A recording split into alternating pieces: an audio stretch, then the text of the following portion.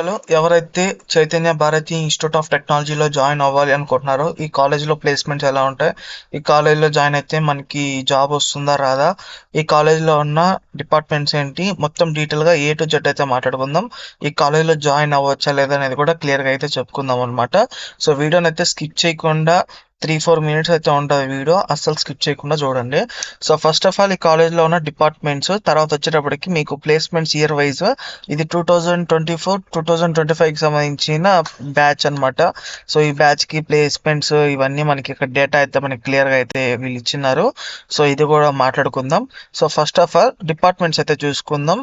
Civil engineering ఉంటది. అలాగే mechanical engineering ఉంటది. ఎలక్ట్రికల్ అండ్ ఎలక్ట్రానిక్స్ ఇంజినీరింగ్ ఉంటది. ఎలక్ట్రానిక్స్ అండ్ కమ్యూనికేషన్ ఇంజినీరింగ్ ఉంటది. కంప్యూటర్ సైన్స్ అండ్ ఇంజినీరింగ్ ఉంటది. Artificial intelligence, machine learning. So, తర్వాత వచ్చేటప్పటికి computer engineering and technology, information technology అన్నా కానీ కంప్యూటర్ సైన్స్‌తో సమానమే. సో, కాబట్టి 70-80% సేమ్ సిలబస్సే ఉంటదనమాట. సో, కాబట్టి మీకు ప్రాబ్లమ్ అయితే ఏముండదు. ఒకవేళ మీకు ఐటీలో సీట్ వస్తే హ్యాపీగా వెళ్ళండి. సో, బావుంటది ఐటీ కూడా. సో, మీకు దానికి ఎంత వాల్యూ ఉంటదో దీనికి కూడా అంతే వాల్యూ ఉంటది. తర్వాత వచ్చేటప్పటికి artificial intelligence and data science, తర్వాత వచ్చి కెమికల్ ఇంజనీరింగ్, బయోటెక్నాలజీ. సో, ఇవే అనమాట ఉండేది. ప్రెజెంట్ అయితే మనకు కావాల్సినటువంటి ఏంటి, computer science and engineering. Nowadays ఎలా ఉంది అంటే కాలేజీలో చెప్పేది ఒకటైతే కంపెనీస్కి కావాల్సింది ఇంకోటి. సో, కాబట్టి నా ఒపీనియన్ నేను చెప్పదలుచుకుంది ఏంటి అంటే, మీరు ఈ కాలేజ్ అనే కాదు, ఏ కాలేజ్‌లో జాయిన్ అన్నా మీ దగ్గర మంచి స్కిల్ ఉంటే ఎవడైనా మీ దగ్గరకు వచ్చి జాబ్ అయితే ఇస్తాడు. సో, ఫర్ ఎగ్జాంపుల్ ఒక స్టూడెంట్ ఉన్నాడు. ఆ స్టూడెంట్‌కి కంప్యూటర్ టైప్ చేయడం రాదు. సో, తనకి ఏం రాదు. బట్ ఎగ్జామ్‌లో మాత్రం ఎగ్జామ్స్ అన్నీ పాస్ అయిపోతాడు. 70-80% ఉంటుంది. ఏ ఉద్దేశంతో వాడికి జాబ్ ఇస్తారు కంపెనీ వాళ్ళు? ఇవ్వరు కదా!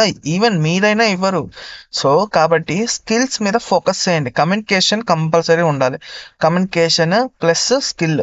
స్కిల్ అంటే కోడింగ్ లాంగ్వేజెస్ మంచిగా మీకు వచ్చుండాలి. కోడింగ్ లాంగ్వేజెస్‌లో మనకి పైథాన్ ఉంటది, జావా ఉంటది, ఎస్‌క్యూఎల్ ఉంటది, రియాక్ట్ జేఎస్ ఉంటది, నోడో జేఎస్ ఉంటది. ఇలా బోలెడు అన్ని ఉంటాయి.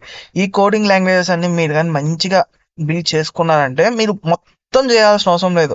మీకు ఏదన్నా ఒక 3, 4 ప్రోగ్రామ్స్‌లో ప్రో లెవెల్‌కి వెళ్ళిపోండి. మీరు ఇప్పుడు జాయిన్ అవుతున్నారు ఫస్ట్ ఇయర్ నుంచి కాబట్టి, ప్రో లెవెల్‌లో ఒక 3, 4 లాంగ్వేజెస్ మీద ప్రో లెవెల్‌లోకి వెళ్ళిపోయారనుకోండి, మిగతావన్నీ మీకు ఈజీగానే ఉంటాయి. పెద్ద కష్టపడాల్సిన అవసరం ఏమి ఉండదు. సో, కాబట్టి ప్రో లెవెల్‌లోకి వెళ్ళిపోండి. వెళ్ళిపోయారా, లైఫ్ సెట్. తర్వాత వాటి మీద ప్రాజెక్ట్స్ ఏమన్నా చేయండి. ప్రాజెక్ట్స్ చేసి మీకు కాలేజ్‌కి వస్తారు కదా! మనకి రిక్రూటర్స్ వస్తారు. రిక్రూటర్స్ వచ్చినప్పుడు మీరు చేసిన ప్రాజెక్ట్స్ అవన్నీ వాళ్ళకి డిస్‌ప్లే చేసి చూపించండి. కంపెనీ వాడు ఇంప్రెస్ అవుతారు ఖచ్చితంగా. మీరు గాని ఫస్ట్ ఇయర్ నుంచి ఫోర్త్ ఇయర్ వరకు మీరు చేసిన ప్రాజెక్ట్స్, మీరు చేసిన ఇవన్నీ నాలెడ్జ్ అంతా గాని మీరొక పెట్టారనుకోండి రెజ్యూమ్‌లో పెట్టి వాళ్ళకి ప్రూఫ్స్‌తో సహా చూపిస్తే మీకు 100% జాబ్ ఇచ్చేస్తాడు. అరే! ఇలాంటోడు మనకు కావాలి అని చెప్పి జాబ్ ఇచ్చేస్తాడనమాట. కాబట్టి అలాంటి వాటి మీద ఫోకస్ చేయండి. ఓకే. తర్వాత వచ్చేటప్పటికి ఈ కాలేజ్‌లో ప్లేస్‌మెంట్స్ అండి. 2024, 2025కి సంబంధించిన ప్లేస్‌మెంట్స్ ఇవి. మనకి ఇక్కడ ఆర్గనైజేషన్స్ ఉన్నాయి. ఇన్ఫోసిస్, మనకి ఇంకా చాలా ఉన్నాయి. టెక్, మనకి జీరో కోడ్ హెచ్ఆర్ అని, మళ్ళీ వచ్చేటప్పటికి దానికి సంబంధించిన ఇక్కడ మనం చూసుకుంటే డిజిగ్నేషన్ కూడా మనకైతే వీళ్ళు ఇచ్చినారు. So, specialist programmer final results అని. సో, మనకు వచ్చేటప్పటికి సిటీసీ 9.5 అయితే ఉంది దీనికి. సో, 9.5 అంటే మనందరికి తెలిసిందే. సో, ఇదేం తక్కువ అమౌంట్ ఏం కాదు. స్టార్టింగ్‌లోనే ఫ్రెషర్‌గానే ఆ రేంజ్‌లో ఉందంటే గ్రేట్ అనే కదా చెప్పాలి. సో, తర్వాత వచ్చేటప్పటికి సీఎస్ఈ నుంచి 5 మంది అయితే సెలెక్ట్ అయ్యారంట ఈ ఇన్ఫోసిస్‌లో. తర్వాత వచ్చేటప్పటికి ఐటీ నుంచి ముగ్గురు, తర్వాత వచ్చేసి సిఎస్ఈ ఏఐఎంఎల్ ఇక్కడ ఏమి సెలెక్ట్ అవ్వలేదు వీళ్ళైతే. ఏఐఎంఎల్‌కి సంబంధించి సెపరేట్. సో, ఇదొచ్చి 6. ఏఐడిఎస్ అంటే ఆర్టిఫిషియల్ ఇంటెలిజెన్స్, డేటా సైన్స్ వీళ్ళొచ్చి ముగ్గురు సెలెక్ట్ అయ్యారు. సిఎస్ఈ ఐఓటీ, సిఎస్బిసిటి ఇవన్నీ వచ్చి ఒకరనమాట. సో, ఇంకా వీళ్ళంతా కూడా ఏం సెలెక్ట్ అవ్వలేదు. టోటల్‌గా ఇన్ఫోసిస్‌లో 18 మంది అయితే వీళ్ళు సెలెక్ట్ అవ్వడం అయితే జరిగింది.